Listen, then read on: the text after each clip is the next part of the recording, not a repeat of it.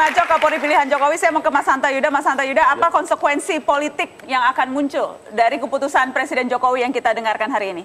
Ya, apapun keputusan politik pasti ada konsekuensinya, ada risikonya. Sebelum saya menjawab itu, pernah saya katakan bahwa ini tergantung pada dua hal. Soal keberanian, berani. Yang kedua ada soal terampil atau cermat dalam mengambil keputusan.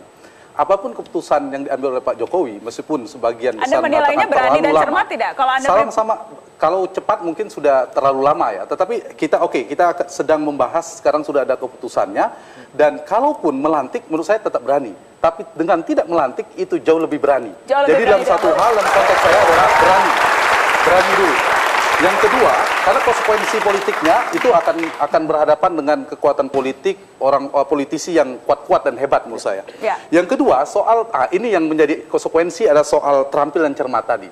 Apa implikasi politiknya? Yang paling mungkin adalah seperti saya katakan ada dua yang akan dilema yang harus dihadapi oleh Presiden Jokowi, mengambil istilah saya adalah mengutamakan pondasi dalam konteks jangka panjang. Pondasi itu adalah dukungan publik.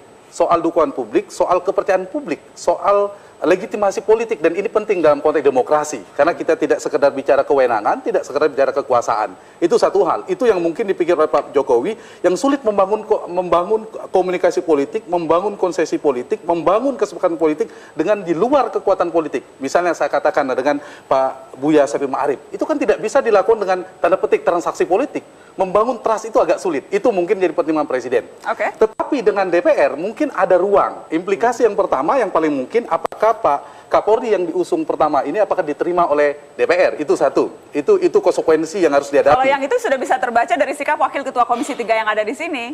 Ya mungkin dari Pak Desmond bisa, tetapi Pak Wapres juga sudah. Itu bicara tentang aturan undang-undang kepolisian pasal 11 ayat 1 sampai 8. Ini bukan pendapat pribadi. Ya. Ini pendapat hukum yang ada mengatur tentang proses saja. Ya, saya mengupakan saja. Jadi kalau bicara berkaitan dengan ini, yang saya jaga adalah ini keputusan kawan-kawan di komisi, ini yang saya sampaikan. Sesuai dengan cara berpikir kawan-kawan dengan debat-debat yang panjang. Ini yang saya sampaikan. Ya, jadi yang jelas KPK-nya sudah lumpuh. Ini yang kos yang harus dibayar. Dengan dan keputusan ini, yang Ibu Nur, rakyat tidak mendapatkan apa-apa dari konflik ini, mau dilantik, ya yang rugi rakyat juga karena KPK-nya sudah lumpuh. Dan sekarang menurut saya lebih kuat sekarang. Tampilnya Ruki, kemudian Johan, iya itu saya kira lebih kuat. Baik. Iya, tapi kriminalisasi tidak. Saya ingin supaya tidak kemana-mana, saya ingin membahas itu nanti di belakang Ibu, karena saya ingin menyelesaikan soal implikasi politik. Tapi saya juga nanti akan membahas bagaimana konsekuensinya terhadap KPK. Tapi kita selesaikan dulu implikasi politiknya. Kalau tadi dikatakan Pak Desmond, saya ingin konkret. Apakah kemudian akan ada hak-hak yang diambil oleh DPR, hak interpelasi atau bahkan hak angket terhadap keputusan Presiden Jokowi ini?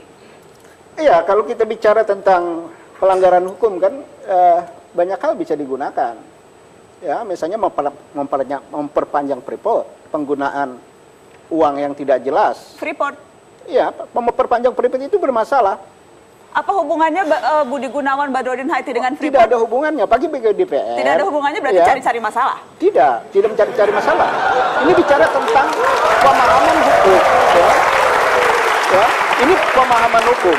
Ya, pemahaman hukum yang terjadi hari ini bahwa yang namanya Presiden ini banyak melakukan kesalahan-kesalahan dari aspek hukum. Ya. Oke. Nah, berkaitan dengan persoalan Budi Gunawan, ya. Ini bisa digunakan hak atau tidak, hak bertanya dan macam-macam, ini hak anggota DPR. Jadi itu akan dipikirkan, termasuk dari PDI Perjuangan juga tidak segan-segan akan mengambil langkah itu? Bang Masinton? Kami kemarin sudah mengambil keputusan sama-sama dengan 9 fraksi. Ya. Dan sekarang surat DPR yang menyetujui pengajuan calon tunggal Kapolri, ya, itu kemana? Terus kemudian kami sudah menyetujui, DPR sudah menyetujui nih. Terus itu belum dilantik, sekarang ada pengajuan yang baru. Jadi tidak menutup kemungkinan akan mengajukan hak angket, hak interpelasi, hak apapun? Kan kalau di DPR itu hak konstitusionalnya. Nah, Jadi itu kita jawabannya serahkan ya? ke teman-teman. Posisi PDI Perjuangan adalah kita pengen bersama-sama PDI Perjuangan dengan partai yang pemenang fraksi-fraksi pemilu, lainnya. fraksi terbesar di DPR, masa menyerahkan ke teman-teman? Mana sikap PDI Perjuangan? Ya kita jelas punya sikap. Kita punya sikap. Kita menyetujui apa yang diajukan oleh Pak Presiden dalam hal Kapolri. Oke, saya ingin minta... Kita tunggu proses peradilannya, kita tunggu benar. Iya, saya Oh, sedih Pak, sebenarnya. Itu sikap tegas kami. Pak Nazwa, saya sedih betul sebenarnya melihat sikap PDI Perjuangan dengan begini. Karena kan dari awal PDI Perjuangan, Nasdem itu kan sama-sama bersama dengan Pak Jokowi ingin menjadikan Pak Jokowi sebagai presiden dan selesai kan seperti itu. Tetapi ketika di tengah jalan sikap PDI Perjuangan tampaknya menurut saya tidak lagi berupaya untuk menyelaraskan dengan apa yang diinginkan oleh Pak Jokowi. Bahkan, nah ini yang sangat menyesalkan. Di titik ini bahkan menurut saya sikap Pak Jokowi sudah benar. Artinya beliau tidak ingin melantik pejabat politiknya yang cacat hukum. Itu malah lebih maju daripada Pak SBY. Pak SBY itu orang yang menjadi pejabat, menterinya, apabila terkena tersangka, mundur kan? Pak Jokowi bahkan lebih maju. Mereka yang baru diajukan sebagai menterinya, ditanyakan kepada KPK dan PPATK.